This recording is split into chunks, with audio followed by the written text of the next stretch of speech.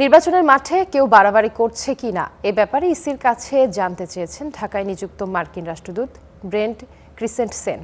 তিনি বলেছেন, নির্বাচনে জনগণ যাকে নির্বাচিত করবে তার সাথেই কাজ করবে যুক্তরাষ্ট্র, কারো পক্ষ নেবে না তার দেশ। প্রধান নির্বাচন কমিশনারের সঙ্গে মার্কিন রাষ্ট্রদূত ব্রেন্ট ক্রিসেন্টসেন বৈঠক শেষে এই কথা বলেন। বেলা 12টায় শুরু হয়ে ঘণ্টাখানেক চলে এই বৈঠক। পরে মার্কিন রাষ্ট্রদূত বলেন, নির্বাচন নিয়ে যুক্তরাষ্ট্র উচ্ছ্বসিত। এই নির্বাচন বাংলাদেশের মানুষের জন্য অনেক গুরুত্বপূর্ণ।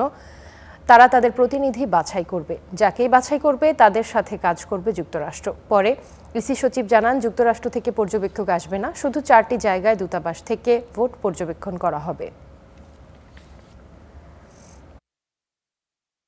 The United States government does not take sides in Bangladesh's elections. The outcome of the election is for the Bangladeshi people and only the Bangladeshi people to decide.